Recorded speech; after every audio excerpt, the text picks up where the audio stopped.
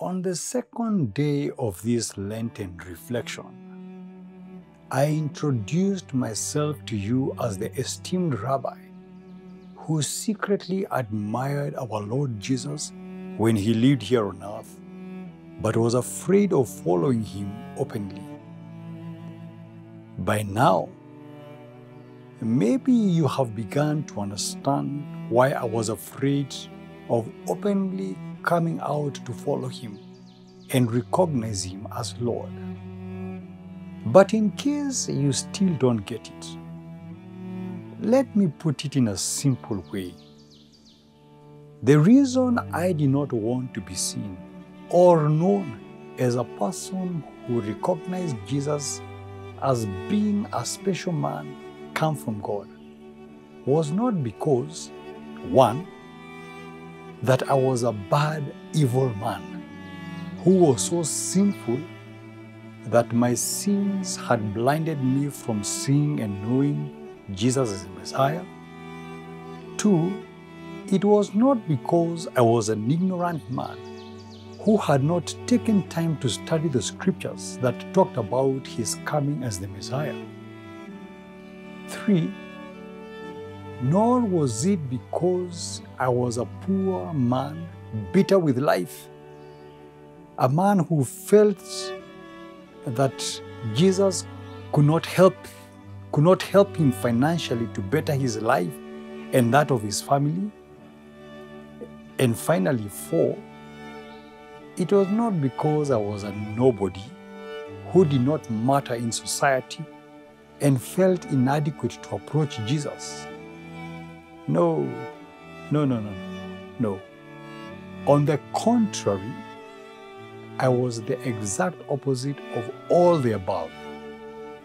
I was a good religious man, very educated theologian and lawyer, extremely wealthy, prominent leader in my country. The reason why I was afraid of openly following Jesus was because of my goodness and not my badness.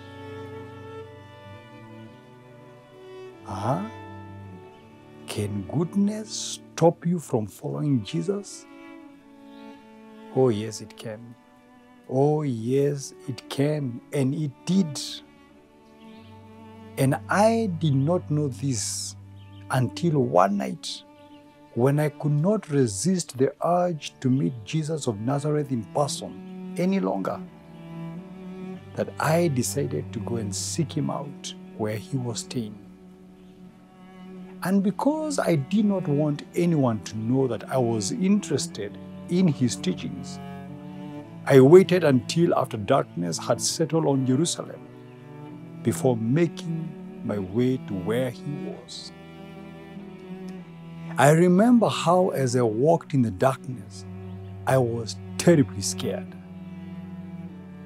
And not scared because of walking in the darkness or scared of being attacked by thieves and robbers. No, it was actually because of the fear of meeting a fellow Pharisee or a member of the Sanhedrin on my way to meet Jesus.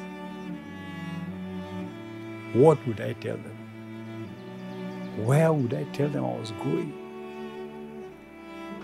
By God's grace, I made it to the place where he was staying in one piece and without bumping into any familiar face.